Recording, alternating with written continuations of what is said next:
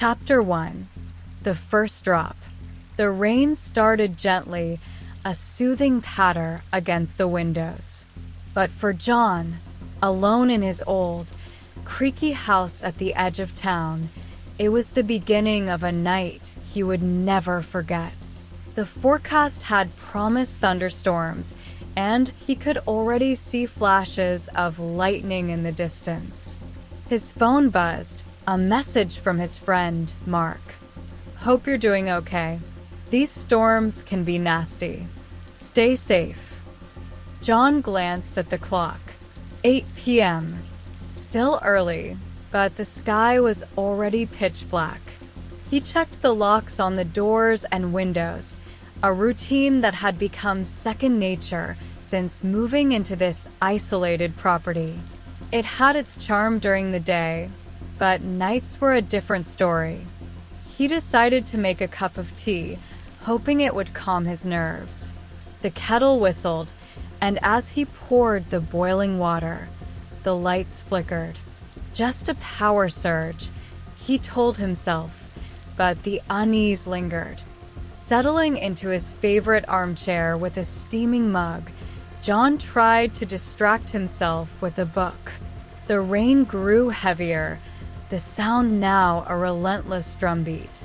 He turned on the lamp beside him, casting a warm glow in the room. Outside, the wind howled, and he could hear the occasional thud of branches hitting the roof. Chapter 2. The Uninvited Guest. Half an hour passed when a sudden, loud knock on the front door made him jump. "Who could that be?" he muttered, setting his book down. He hesitated, then slowly approached the door. Peering through the peephole, he saw nothing but darkness and rain. Another knock, this time more insistent. "Who's there?" he called out, trying to keep his voice steady. No answer. He debated whether to open the door but decided against it. Must be the wind, he rationalized, though he knew it was unlikely. He returned to his chair, but the sense of unease had deepened. The knocking had stopped, but now he heard something else, a faint scratching, as if someone or something was trying to get in. He grabbed a flashlight and did a quick inspection of the house, finding nothing unusual. Back in the living room, he tried to shake off the fear. He turned on the TV for some background noise, but every channel was static. "Great," he sighed. The storm must have knocked out the satellite. Chapter 3. Whispers in the Dark. John decided to go to bed early, hoping to sleep through the storm. He double-checked the locks one last time and headed upstairs. As he climbed, the scratching noise followed him, now louder and more pronounced. It seemed to be coming from the attic. He stopped at the attic door, heart pounding. "I have to check," he thought. Grabbing a heavy flashlight, he slowly pushed the door open. The attic was dark, the only light coming from the small window at the far end. He scanned the room, finding nothing but old furniture and boxes. Then he heard it, a whisper, faint but unmistakable. "John." His name, carried on the wind, sent chills down his spine. He swung the flashlight around, its beam cutting through the darkness. "Who's there?" he demanded, but there was no response. Gathering his courage, he stepped further into the attic. The whisper came again, this time from behind him. He spun around, but the room was empty. "I'm losing it," he thought, backing towards the door. Suddenly, the attic light flickered on, blinding him momentarily. When his eyes adjusted, he saw it, a figure, pale and ghostly, standing in the corner. "Help me," it whispered, reaching out a hand. Chapter 4. The Haunting Begins. John stumbled back, dropping the flashlight. The figure vanished, leaving him in darkness again. He fumbled for the light switch and managed to turn it back on, revealing an empty attic. Shaking, he rushed downstairs, determined to leave the house. But as he reached the front door, he found it locked, the key missing. Panic set in. He ran to the windows, but they too were locked tight. This can't be happening, he thought, his mind racing. He grabbed his phone, but there was no signal. The rain intensified, thunder shaking the house. He felt trapped, a prisoner in his own home. Then he remembered the basement, the only place he hadn't checked. Maybe there was a way out through there. He found the basement door and descended the creaky stairs. The air was cold and damp, and the smell of mildew was strong. He flicked on the light, revealing a cluttered space filled with old tools and furniture. As he searched for an exit, he heard the whisper again, closer this time. "John, help me." He turned, and there it was, the same ghostly figure, now at the bottom of the stairs. "Who are you?" he demanded, backing away. The figure stepped closer, its face pale and eyes hollow. "I was like you once," it whispered, "trapped here alone. You must help me find peace." Chapter 5. The Truth Unveiled. John listened, fear giving way to curiosity. "How can I help you?" he asked. The figure pointed to an old chest in the corner. "In there," it said, "the key to my freedom." He approached the chest, hands trembling. It was locked, but the ghost gestured to a nearby shelf. There, hidden among dusty jars and tools, was an old key. He grabbed it and unlocked the chest, revealing a bundle of letters and a photograph. The photograph showed a family, parents, and a little girl. The letters were addressed to Emily, detailing her life and the tragic events that led to her untimely death. As he read, the pieces came together. Emily had died in this house, her spirit trapped, seeking closure. John looked up at the ghost. "You're Emily," he said. She nodded, tears in her eyes. "Thank you," she whispered. "Now I can rest." The figure faded, and a sense of peace filled the room. The rain outside began to let up, the storm passing. John felt a weight lift from his shoulders. He had helped Emily find peace, and in doing so, he found his own. As the dawn broke, John sat on the porch, watching the first rays of sunlight break through the clouds. The house no longer felt haunted, but a place of solace. He knew he would stay, no longer afraid of the night. Chapter 6. Shadows in the Light.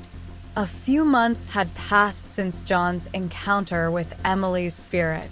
The house had undergone some renovations, making it feel more like a home and less like a relic of the past. John's life had returned to normal, but the memory of that night lingered in the back of his mind. One evening, John received a call from Mark. "Hey, I've got some news," Mark said, his voice excited. "I found some old records about your house. There's a lot more to its history than we thought."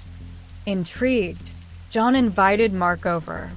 They spent the evening poring over old documents and photographs that Mark had found in the town's archives. The house had been built in the late 1800s and had a history of unexplained occurrences and tragic events. "There's one story that stood out," Mark said, pointing to an old newspaper clipping. "A family disappeared from here in the 1920s. No trace of them was ever found." John felt a chill run down his spine. Do you think it's connected to Emily? It's possible, Mark replied. But there's more. The previous owners reported seeing shadows and hearing voices. You might not be the only one who's experienced something here. Chapter 7. The Hidden Room. Determined to uncover more, John decided to explore the house again. There was one place he hadn't thoroughly investigated, the basement. Armed with a flashlight and accompanied by Mark, he descended the stairs once more. The basement seemed normal at first glance, but something felt off. Mark noticed it too.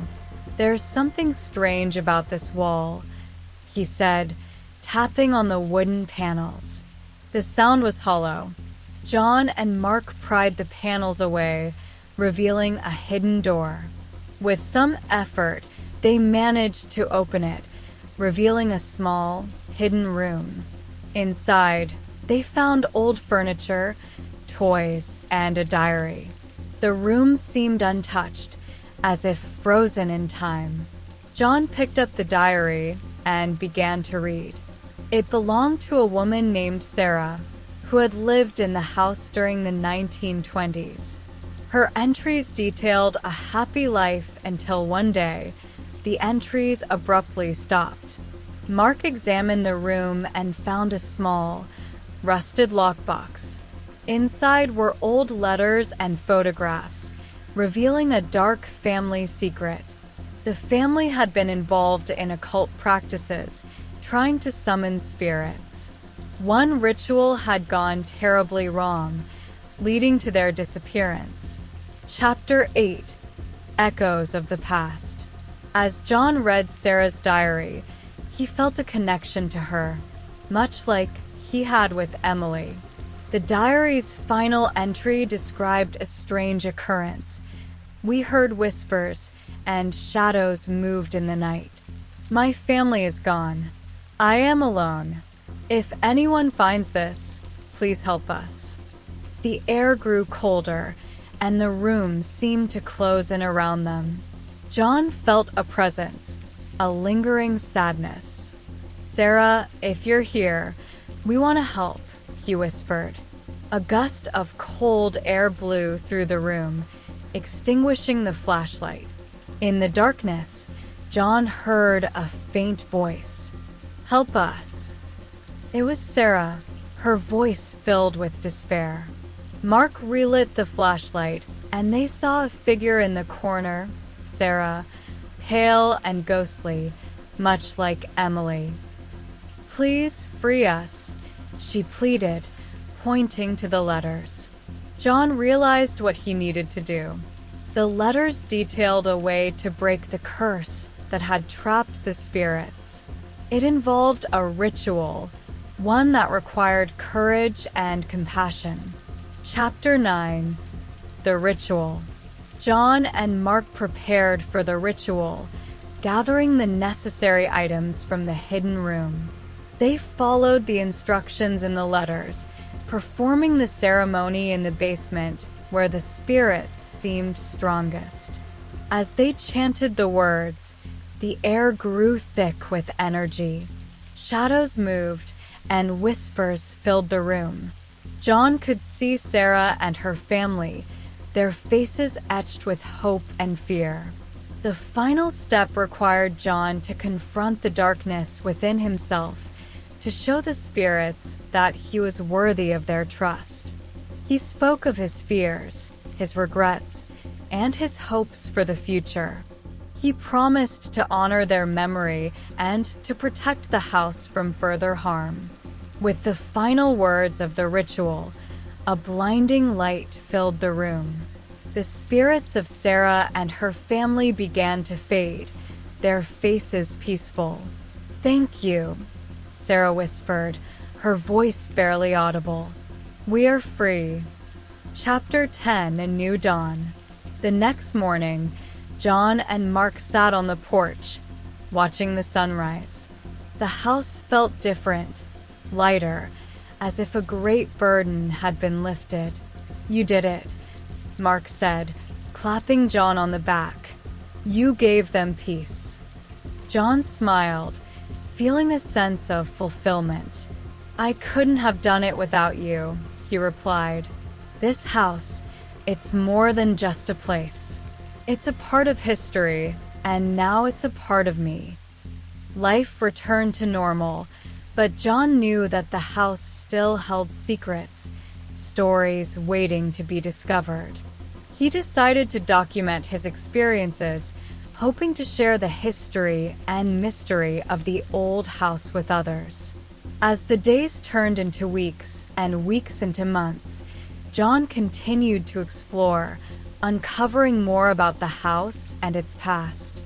He felt a deep connection to the spirits who had once called it home, and he knew that they would always be a part of his life. The rain continued to fall occasionally, but now, instead of fear, it brought a sense of calm. John had found peace in the storm, knowing that he was never truly alone. Chapter 11: A Visitor in the Night. Several months after the ritual that freed Sarah and her family, John settled into a routine. He spent his days restoring the house, ensuring it remained a safe haven for anyone who might seek its comfort. He often found himself thinking about the spirits he had encountered, feeling a strange kinship with them. One stormy night, as John was preparing to turn in, there was a knock on the door. He felt a sense of déjà vu but pushed it aside, believing it to be his imagination.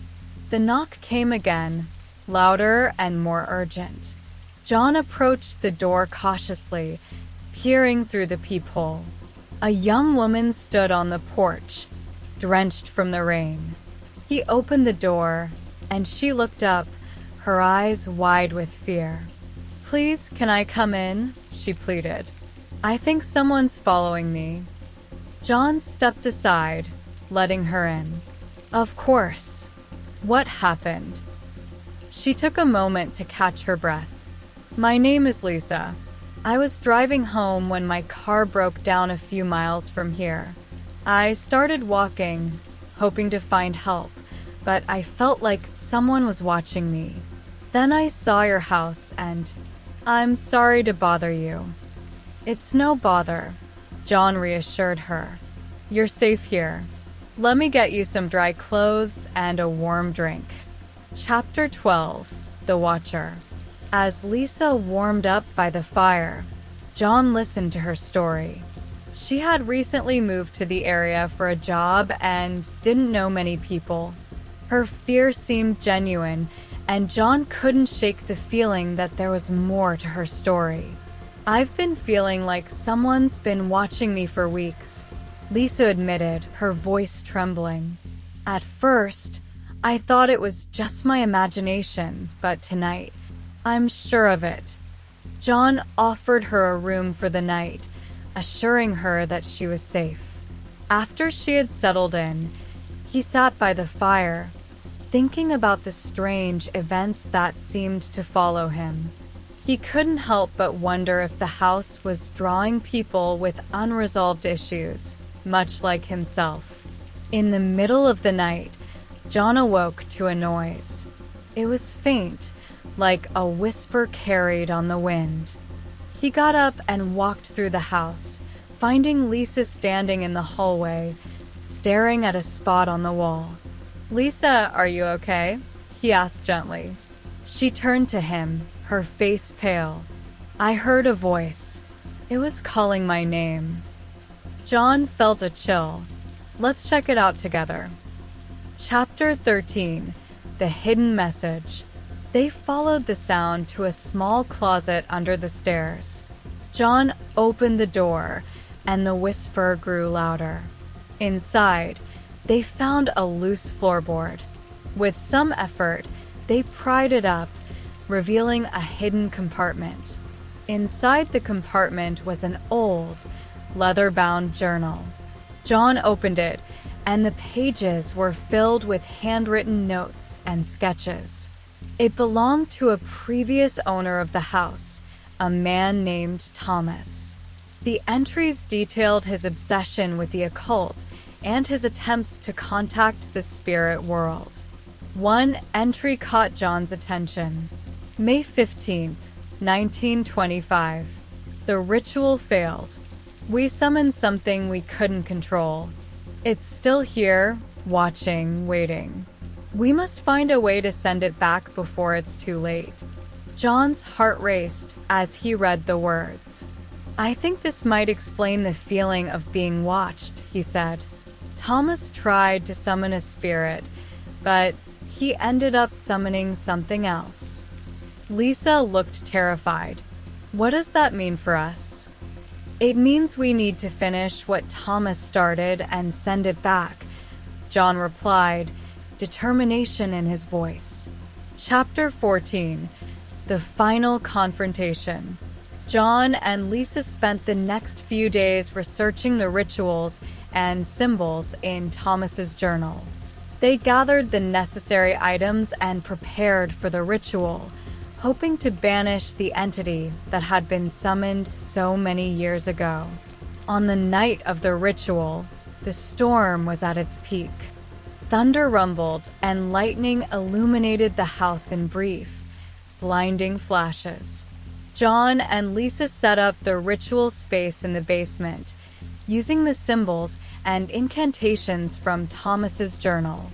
As they began the ritual, the air grew cold, and shadows seemed to gather around them. John could feel the presence of the entity, a dark and malevolent force that had been lurking in the house for decades. Stay focused, John urged Lisa. We have to see this through. They chanted the incantations, and the shadows began to writhe and twist. The entity revealed itself, a formless mass of darkness with glowing eyes. It moved towards them, whispering in a language they couldn't understand. John held his ground, repeating the final words of the ritual. The entity let out a piercing scream, and the shadows began to dissipate. The air grew warmer, and the oppressive feeling lifted.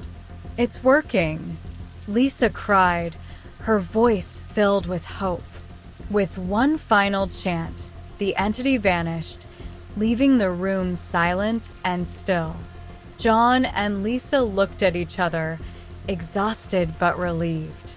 Chapter 15. Peace restored. The next morning, the storm had passed, and the house felt different. It was as if a dark cloud had been lifted, leaving a sense of peace and tranquility in its place. Thank you, Lisa said, her eyes filled with gratitude. I don't know what I would have done without you. John smiled. I'm just glad we could put an end to this. You're welcome to stay as long as you need. Lisa decided to stay for a few more days, helping John with the house and becoming a good friend. They spent evenings talking about their experiences and the strange events that had brought them together. As time went on, John continued to explore the history of the house, documenting its stories and sharing them with others. He opened the house to visitors, turning it into a place where people could learn about its history and the spirits that had once inhabited it. John knew that the house still held many secrets, but he felt ready to face whatever came next. He had found peace in the storm, and he was determined to help others do the same. Chapter 16. The Gathering Storm. The house stood proudly, a testament to John's hard work and the many stories it held. But as the seasons changed, bringing another stormy autumn, John couldn't shake the feeling that the house's story wasn't over yet. There were still whispers, still shadows that seemed to move in the corners of his vision. One evening, John received a letter in the mail. The envelope was old and weathered, with no return address. Inside was a single sheet of paper with a handwritten message. Dear John, You have done well to uncover the history of your home, but there are more secrets that remain hidden. Beware of the coming storm, for it will bring with it the final chapter. Trust in those you have helped, and you will find the strength to face what lies ahead. Sincerely, a friend. John felt a chill as he read the words. He had no idea who had sent the letter, but he sensed its importance. He decided to prepare for whatever was coming, reaching out to Mark and Lisa for help. Chapter 17, The Warning. Mark and Lisa arrived the next day, both eager to assist. They spent hours researching and discussing the possible meaning of the letter. As the sky darkened and the wind began to howl, they knew the storm was approaching. John shared the letter with them, and they agreed that it seemed to predict something significant. "We need to be ready," Mark said, his voice steady. This could be the final challenge. They checked the house, ensuring that everything was secure. As the first drops of rain began to fall, John felt a sense of foreboding. He couldn't help but remember the night he had first encountered Emily's spirit, the fear and uncertainty that had gripped him. But now, he wasn't alone. With Mark and Lisa by his side, he felt stronger, more capable of facing whatever came next. Chapter 18, The Return of the Spirits. The storm hit with full force, lightning flashing and thunder rumbling through the house.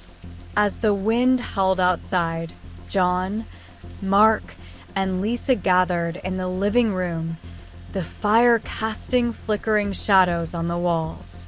Suddenly, the lights flickered and went out, plunging the room into darkness. John grabbed a flashlight, and as he turned it on, they saw them, the spirits of Emily, Sarah, and others who had once been trapped in the house. "We need your help," Emily's voice echoed through the room. "The darkness has returned, stronger than before." Sarah stepped forward, her face filled with concern. "We thought we had banished it, but it found a way back. You must complete the ritual, the one Thomas started all those years ago." John felt a surge of determination. "We will," he promised. "Tell us what we need to do." Chapter 19, The Final Ritual. The spirits guided them to the hidden room in the basement, where they found another journal, this one written by Thomas's wife, Margaret. It contained the final steps of the ritual, the ones that had been missing from Thomas's journal. As they read the instructions, they realized the ritual required a personal sacrifice, something of great value to each of them. It was a test of their commitment and courage. John went first, offering a locket that had belonged to his mother, a cherished keepsake. Mark offered a watch that had been passed down through his family for generations. Lisa offered a bracelet given to her by her grandmother, a symbol of her family's love and support. As they placed their offerings on the altar, the air grew thick with energy. They began to chant the incantations, the words flowing from the pages of Margaret's journal. The shadows in the room seemed to come alive, swirling around them. The spirits of Emily and Sarah stood by, their faces filled with hope. "You're doing it," Emily whispered. "You're setting us free." Chapter 20, The Banishing. The final words of the ritual echoed through the basement, and a blinding light filled the room. The shadows screamed, their forms dissipating into nothingness. The oppressive feeling lifted, replaced by a sense of peace and tranquility. John, Mark, and Lisa stood together, their hands clasped, revealing the power of the ritual. The spirits of Emily, Sarah, and the others began to fade, their faces serene. "Thank you," Sarah whispered, her voice filled with gratitude. "We can finally rest." As the spirits disappeared, the storm outside began to calm. The rain slowed to a gentle drizzle, and the clouds parted, revealing a starry sky. John felt a deep sense of fulfillment. They had faced the darkness and emerged victorious. The house was finally at peace. Chapter 21: New Visitors. As the house's reputation grew, it began attracting visitors from near and far, all curious about its history and the stories of the spirits that had found peace. John welcomed each one, sharing the tales of Emily, Sarah, and the others with a sense of pride and reverence. One afternoon, a group of college students arrived, led by a professor of paranormal studies. Dr. Evelyn Marsh was an expert in the field, and she had heard about John's experiences. She hoped to study the house and its history more closely. "Thank you for allowing us to visit," Dr. Marsh said, shaking John's hand. "Your story is remarkable, and we're eager to learn more." John nodded. "I'm happy to share what I know.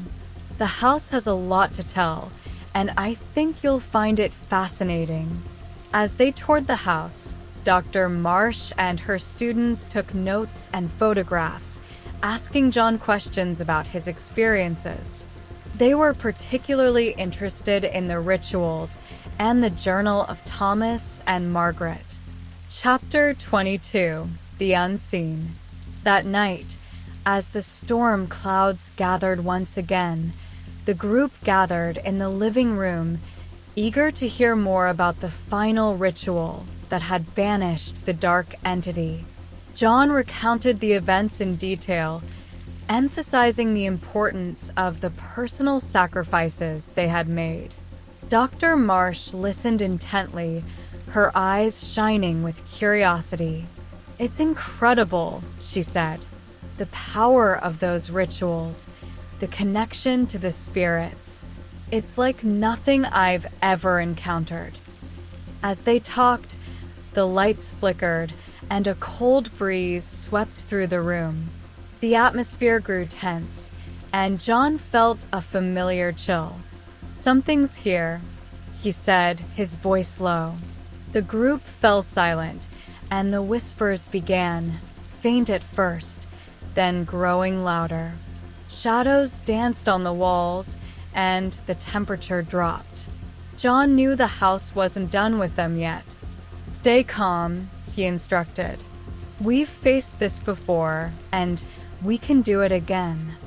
Chapter 23: The Unfinished Business. The whispers grew louder, forming words that echoed through the room. "Help us find the truth." Dr. Marsh's eyes widened. "They're trying to communicate," she said. "There must be something unresolved." John nodded. "There are always more stories, more secrets. We need to find out what they want." The group split up, searching the house for clues. John and Dr. Marsh headed to the basement, while the students explored the attic and other rooms. As they searched, the whispers guided them, leading them to a hidden compartment in the wall. Inside, they found another journal, this one belonging to a man named Henry, who had lived in the house in the 1950s. His entries detailed strange occurrences and his attempts to contact the spirits. One entry stood out. June 12th, 1955. "I've discovered something. The spirits are restless, searching for something lost.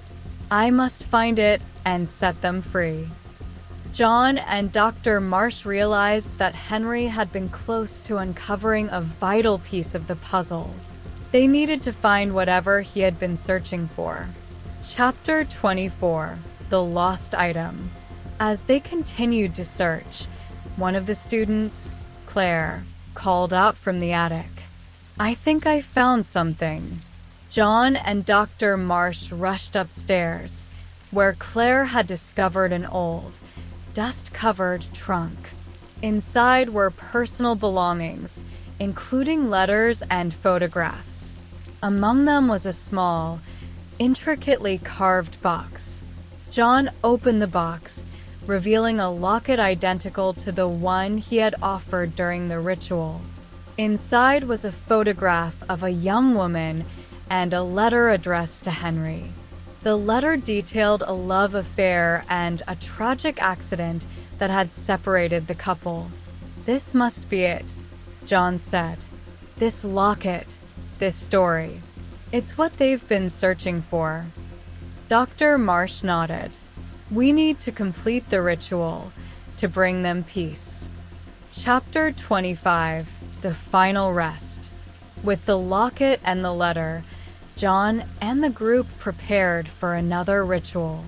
They gathered in the living room, following the instructions in Henry's journal. As they chanted the incantations, the air grew thick with energy, and the shadows began to swirl. The spirits of Henry and the young woman appeared, their faces filled with sadness and longing. John held up the locket and the letter, offering them to the spirits. "Rest now," he said. "Your story is known, and you are not forgotten." The spirits reached out, their forms becoming more solid. They embraced, their faces filled with peace. The room filled with a warm light, and the oppressive feeling lifted. "Thank you," Henry's voice echoed. "We are finally at peace." As the spirits faded, the storm outside began to calm. The rain slowed, and the clouds parted, revealing a clear sky. John, Dr. Marsh, and the students stood together, feeling a deep sense of accomplishment. Epilogue: A House of Peace. The next morning, the house felt lighter, more welcoming. The group gathered for breakfast, reflecting on the events of the previous night. "You've created something special here, John," Dr. Marsh said. "A place where people can find peace and understanding." John smiled, feeling a sense of fulfillment. "It's been a long journey, but it's worth it. This house has a lot to tell, and I'm glad I can help share its stories." As the group prepared to leave, Claire handed John a small notebook. "I've been keeping a journal of our experiences," she said. "Maybe it will help others understand what this place is all about." John accepted the notebook, grateful for the contribution. "Thank you, Claire. Every story helps." As the group drove away, John stood on the porch, watching the sun rise. The house was finally at peace, its stories known, and its spirits laid to rest. He knew there would always be more to discover, but he was ready for whatever came next. The rain continued to fall occasionally, a gentle reminder of the nights that had shaped his journey. But now, instead of fear, it brought a sense of calm and peace. John had found his place in the world, and he knew that he was never truly alone. And so, the house at the edge of town stood as a testament to the power of courage, compassion, and the enduring spirit of those who sought to make things right. Its story was one of redemption and hope, a reminder that even in the darkest of times, there is always a light to guide the way. Chapter 26: A New Chapter. The house had become more than just a home for John. It had turned into a sanctuary for those seeking to understand the mysteries of the past. With the growing interest in the house, John decided to open it to the public on select weekends, allowing people to explore and learn about its rich history. On one such weekend, a family arrived, their young daughter, Emma, holding a stuffed bear tightly. She seemed particularly interested in the stories of the spirits and the rituals that had brought them peace. "Mommy, do you think we can talk to the spirits?" Emma asked, her eyes wide with curiosity. Her mother smiled. "Maybe, sweetheart. Let's see what Mr. John has to say." John greeted them warmly and began the tour, sharing the history of the house and the spirits that had once inhabited it.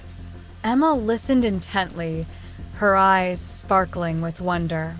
As they walked through the house, Emma suddenly stopped and pointed to a portrait on the wall. "Who is she?" she asked, indicating a young woman with a serene expression. "That's Emily," John explained. "She was one of the first spirits I encountered here. She had a tragic story, but we were able to help her find peace." Emma looked thoughtful. "I like her.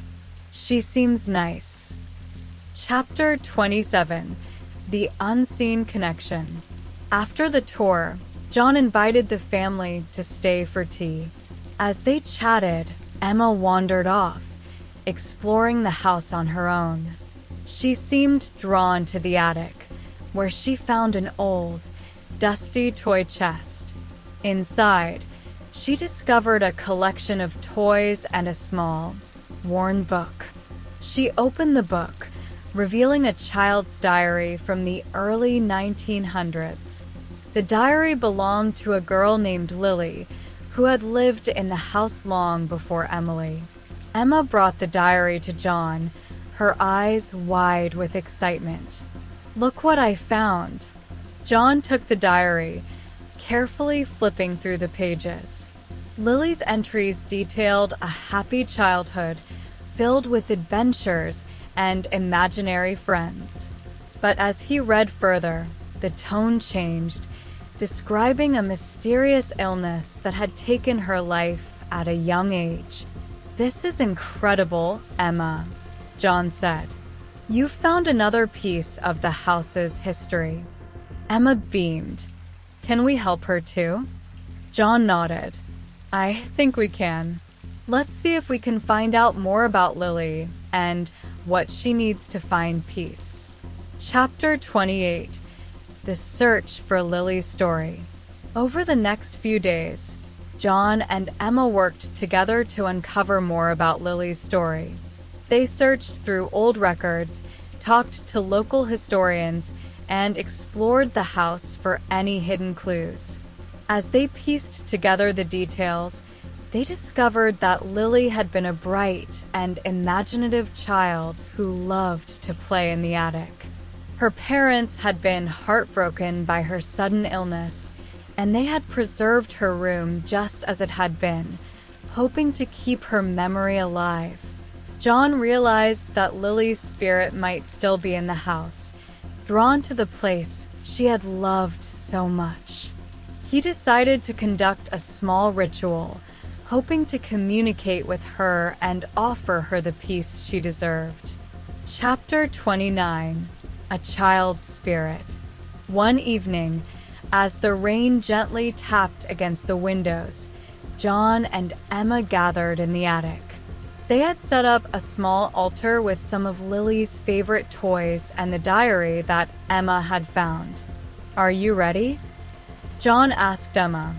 She nodded, holding the stuffed bear tightly. "Yes, I want to help Lily." They began the ritual, calling out to Lily's spirit and asking her to come forward. The air grew colder, and the attic seemed to fill with a soft, ethereal light. Suddenly, a faint figure appeared, a young girl, her eyes wide with curiosity and wonder. "Is that you, Lily?" John asked gently. The figure nodded, her form becoming more solid. Yes, she whispered. Who are you? John smiled. I'm John, and this is Emma. We're here to help you. Lily looked at Emma, her eyes lighting up. You found my diary, she said. Thank you. Emma stepped forward, holding out the stuffed bear. This is for you, she said. I thought you might like it. Lily took the bear, hugging it tightly. Thank you, she said again. I've been so lonely. John felt a pang of sadness. We want to help you find peace, Lily. Can you tell us what you need? Lily's form flickered. I miss my family, she said. I wanted to be with them again. John nodded. We'll help you, Lily. You deserve to be with your family. Chapter 30. The Final Goodbye. With Lily's guidance, John and Emma conducted a final ritual, calling upon the spirits of Lily's parents to come and take her home. As they chanted the words, the air grew warmer and the attic filled with a golden light. The spirits of Lily's parents appeared, their faces filled with love and longing. They reached out to Lily and she ran to them, her form becoming more solid and real. Thank you, Lily's mother said, her voice filled with gratitude. You've given us our daughter back. John and Emma watched as the family embraced, their forms slowly fading into the light. The attic grew quiet, the air filled with a sense of peace and fulfillment. Chapter 31. The Unexpected Guest. Months passed, and the house became a well-known landmark, attracting visitors and researchers from all over. One rainy evening, as John was preparing to close for the night, there was a knock at the door. He opened it to find an elderly man standing there, his clothes drenched from the storm. Good evening, the man said, his voice gravelly yet kind. I hope I'm not intruding. My name is Samuel, and I believe I might have some information about the house that could interest you. John welcomed Samuel in, offering him a towel and a hot cup of tea. They sat by the fire, and Samuel began to tell his story. I used to live in this town many years ago, Samuel began. My family has a long history here, and I've always been fascinated by this house. My grandmother used to tell me stories about it when I was a child. She claimed that our family had a connection to the spirits here. John leaned forward, intrigued. What kind of connection? Samuel pulled out an old, leather-bound book from his bag. This is my grandmother's journal. It contains entries about her experiences with the spirits in this house. She believed that our family had a duty to help them find peace. Chapter 32. The Family Legacy. As John read through the journal, he discovered that Samuel's grandmother, Eleanor, had been a gifted medium who had spent much of her life communicating with spirits. She had documented her interactions with the spirits in the house, including Emily, Sarah, and even Lily. Eleanor believed that the spirits were drawn to this house because of its unique energy, Samuel explained. She felt it was her responsibility to help them move on, but she never completed her work. John felt a deep sense of connection to Eleanor's story. It seems like she and I have been doing the same thing, trying to help the spirits find peace. Samuel nodded. That's why I came here. I believe you're the one who can finish what she started. Chapter 33. The Hidden Truth. Together, John and Samuel delved deeper into Eleanor's journal, uncovering details about rituals and hidden rooms in the house that John had yet to explore. One entry mentioned a secret chamber in the basement, accessible only through a hidden door. According to my grandmother, this chamber holds the key to understanding the true nature of the house, Samuel said. She believed that something powerful was buried there, something that could either help the spirits find peace or trap them forever. Determined to uncover the truth, John and Samuel searched the basement, eventually finding the hidden door behind a large bookcase. They pried it open, revealing a narrow staircase leading down into darkness. With flashlights in hand, they descended into the chamber. The air was thick with dust, and the walls were lined with old books and artifacts. In the center of the room was an altar, upon which lay a large, ornate box. Chapter 34: The Power Within. John and Samuel approached the altar, carefully opening the box. Inside, they found a collection of ancient scrolls and a large, glowing crystal. The scrolls detailed the history of the house, revealing that it had been built on land with powerful spiritual energy, which attracted both benevolent and malevolent spirits. "This crystal," Samuel said, holding it up to the light, "is the source of the house's energy. It amplifies spiritual activity, making it a beacon for spirits seeking help." John realized that the crystal could be used to either amplify the rituals they had been performing or to seal the house's spiritual energy, preventing any more spirits from becoming trapped. "We need to decide what to do with it," John said. "We can use it to help the spirits that are still here, or we can seal it away to prevent any more from being drawn to the house." Chapter 35: The Decision.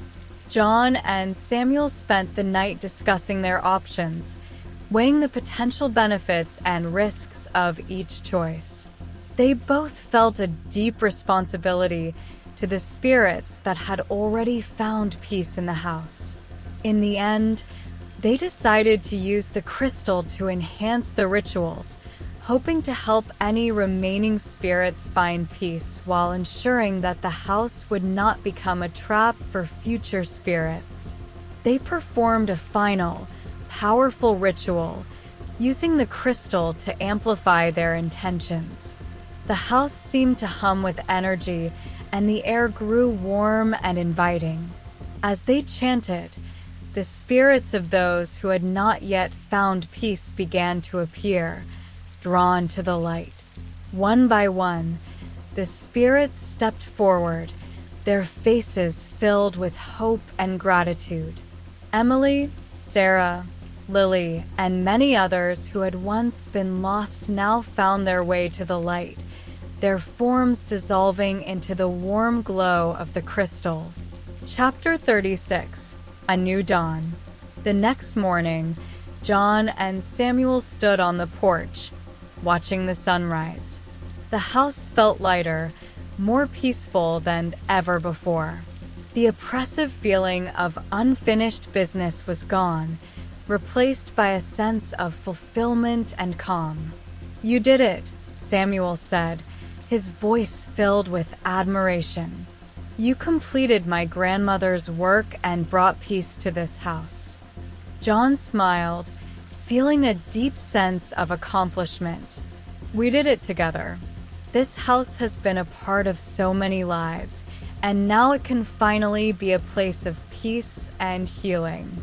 As the days turned into weeks, John continued to welcome visitors to the house, sharing its history and the stories of the spirits that had found peace.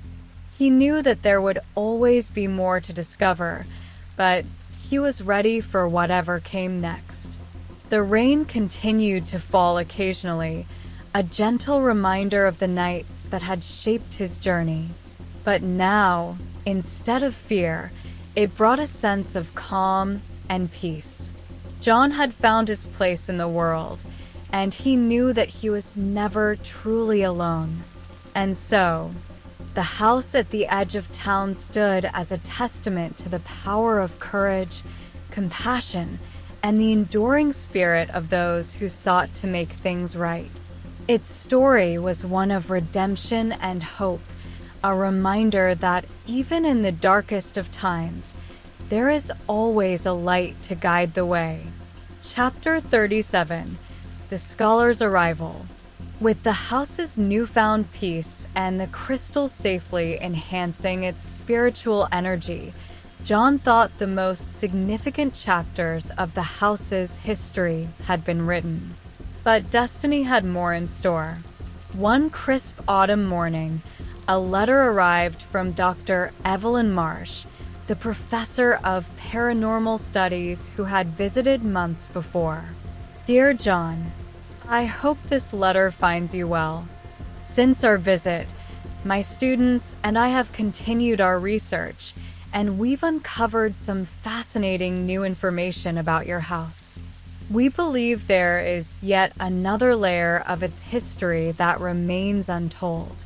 I would like to visit again, this time with a colleague who specializes in ancient artifacts and spiritual relics. Warm regards, Evelyn. John was intrigued. He replied, inviting Dr. Marsh and her colleague to visit. A week later, they arrived, bringing with them an air of anticipation and scholarly excitement.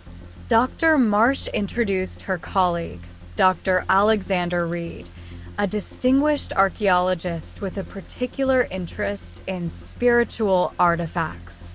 John, it's a pleasure to meet you, Dr. Reed said, shaking John's hand.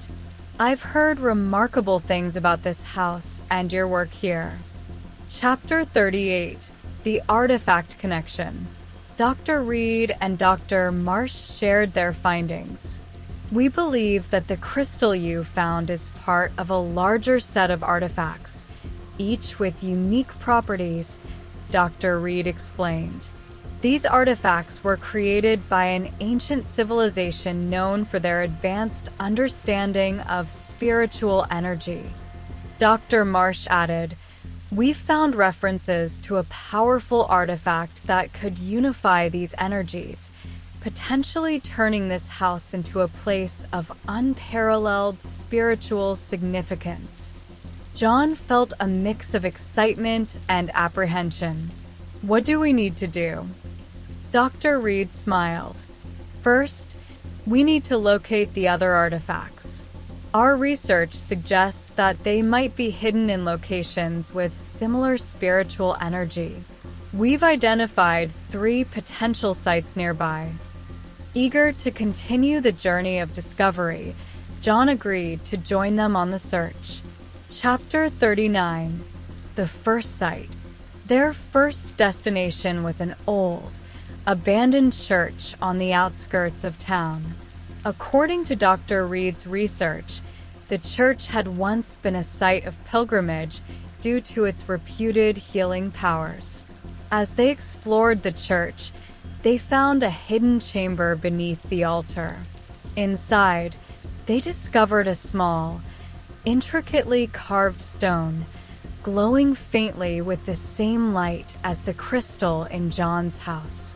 "This is it," Dr. Reed said, examining the stone, one of the missing artifacts. John felt a surge of energy as he held the stone. "I can feel its power. This will help the house." Chapter 40: The Second Site. Their next destination was a forest clearing known for strange, unexplained phenomena. Locals spoke of mysterious lights and sounds that emanated from the clearing at night. After hours of searching, they found a cave hidden behind a waterfall. Inside, they discovered another artifact, a pendant, radiating a gentle warmth. Dr. Marsh smiled as she held the pendant. "We're getting closer. This pendant is attuned to the spiritual energy of nature. It will complement the other artifacts. John felt a sense of purpose growing stronger with each discovery. We're doing something important here. Chapter 41, The Third Site. The final site was a centuries-old cemetery on the edge of town, known for its eerie atmosphere and numerous ghost sightings. It was here that they believed the final artifact was hidden. Navigating through the overgrown gravestones, they found an ancient mausoleum. Inside, beneath a stone sarcophagus, they unearthed a ring, pulsating with a powerful, rhythmic energy. Dr. Reed held the ring up to the light. This is the final piece. With this, we can complete the set. John felt the energy of the artifacts resonating with him. Let's return to the house and see what happens when we bring them together. Chapter 42, The Unification Ritual. Back at the house, John, Dr. Marsh, and Dr. Reed prepared for the unification ritual. They placed the crystal, the stone, the pendant, and the ring on the altar in the hidden chamber. As they began the ritual, chanting ancient incantations, the artifacts started to glow more intensely. The air crackled with energy, and the house seemed to vibrate with power. The artifacts lifted from the altar, hovering in the air. A beam of light connected them, creating a brilliant, pulsating orb of energy. John felt a profound connection to the house and the spirits. "This is it," he whispered. "We're unlocking the house's true potential." Chapter 43, A New Era. The light from the artifacts expanded, enveloping the entire house. When it faded, the house felt transformed. The air was filled with a sense of peace and harmony, and the energy within the house was palpable. Dr. Marsh and Dr. Reed were in awe. "This house is now a beacon of spiritual energy," Dr. Reed said. "It will attract those seeking healing and understanding from all over the world." John smiled, feeling a deep sense of fulfillment. This is what the house was meant to be. As the news of the house's transformation spread, visitors came from far and wide, seeking the unique energy and peace it offered. John continued to share the stories of the spirits, guiding others on their journeys of discovery and healing. The rain continued to fall occasionally, a gentle reminder of the nights that had shaped his journey. But now, instead of fear, it brought a sense of calm and peace. John had found his place in the world, and he knew that he was never truly alone. And so, the house at the edge of town stood as a testament to the power of courage, compassion, and the enduring spirit of those who sought to make things right. Its story was one of redemption and hope, a reminder that even in the darkest of times, there is always a light to guide the way.